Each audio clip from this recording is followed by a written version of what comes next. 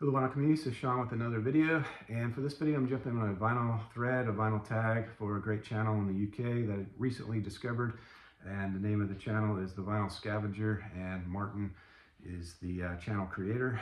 It's got a great channel. I'll put a link in the description, but the theme is to show red, I guess, spines or red vinyl, red covers, whatever it may be, or dead, to show musicians, either solo or in bands that have passed. So happy to jump on this a couple weeks late, but finally able to get it done.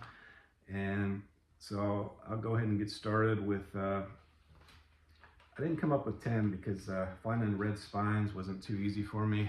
My collection's not as big as some of you all in the VC, which you know your names. But Pavement, Slanted and Enchanted is the first one I'll show. And there was a passing of the band member, the drummer, Gary Young, and the drummer for the band. This is the only album he appeared on, and tragically passed recently, I think, at age 70. So American band from Stockton, of course, Pavement, Steve Malkmus, the lead singer, just a great band.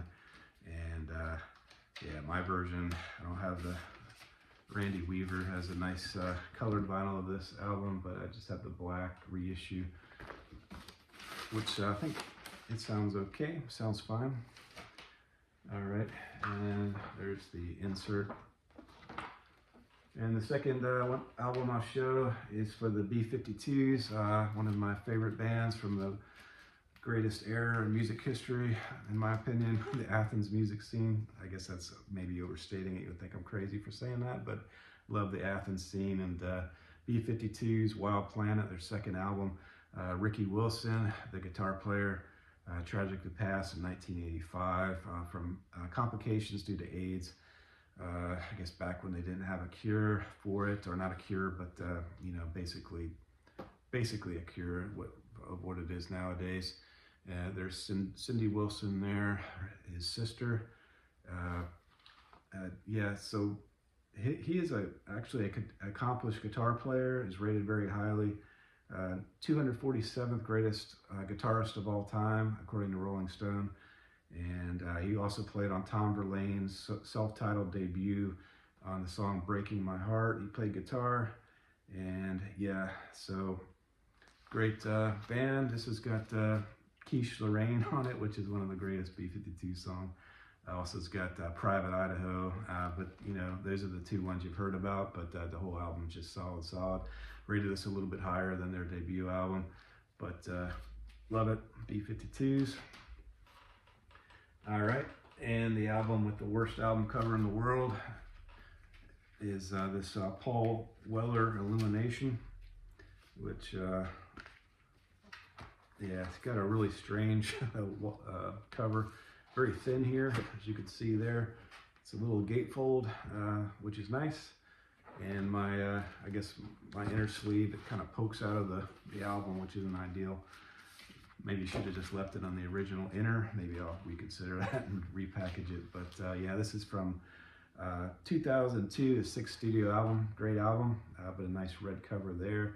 Nice red spine, fitting the bill for this challenge. All right, and next one I'll show is Johnny Cash. I'm sure he was shown on maybe other iterations of this video from other people, but this is Johnny Cash, the man, the word, and the world, and his music. Distinctly red in its cover and its spine. And this is a 2 LP. I think it's kind of a soundtrack for the 1969 movie, which I said I would watch a long time ago, which I never did. But yeah, this is the gatefold there. Nice double LP. And this Johnny Cash album came out in 1970, it looks like, and he passed in 2003. All right, and Richard from Richard's Vinyl Tap House. I had to do a duplicate here. He showed this album, but this is Hold Your Fire from Rush, and of course the drummer Neil Peart. No, I'm pronouncing that wrong. Neil, is it Peart that I'm supposed to be saying? I just years and years of saying Peart. I keep saying Peart. But yeah, this is Hold Your Fire. I believe 1980. well, this is the 215 reissue, but I want to say maybe 86. I'm not sure, 1985 maybe. This is Hold Your Fire, heavy on the synth, more so than other albums, which is deterrent for many Rush fans, but I love the synth on this one. Force 10 is on here, Time Stands Still with Aimee Mann. Yeah, this has got also Lock and Key, The Mission, which is 2 solid songs also on side B, but just love this one. And on this one, it's just got the cool insert with the lyrics there on the back. But really thrilled that Rush came out with these reissues recently, and gonna try to get Power Windows next. That would be a nice next one to get. And one I've shown in the past is Elvis Costello and the Imposters, The Boy Named If. When I was going through my A to Z alphabetical album listing, was at the Costellos, and I showed this one before. But this is a 2022 album, so a recent album from Elvis Costello. Really high quality, I really like it. In this case, he's with the Imposters, and this is, there's the back there with the old fogies there in the back, sticking around, making great albums. And this has got a great little gatefold, just a great packaging, double LP. Really, it should have, I think it was highly acclaimed, but I don't hear it talked about that much. Certainly the more recent Elvis Costello is not really talked about that much in the VC. But yeah, a great album to have, and happy to have it. So that's I was going to say The Boy Named If. Yeah, that is The Boy Named If. Okay, there we go. All right. And get down to the last two. And this is not a red album cover, but it's got the nice red spine. And there's Ride there in the back. This is the Ride OX4, the Best of Ride. And this is my only Ride shoegaze band LP that I have. Hoping to get more. And this is also a nice gatefold, and with the nice red vinyl as well. And it's off these 3 albums from Ride. This Greatest Hits compilation. So happy to have this in my collection. And the gatefold is as follows. So there you go. That's Ride OX4, the Best of Ride. And as far as the Dead aspect, I wanted to touch on the passing of Mike Peters of The Alarm.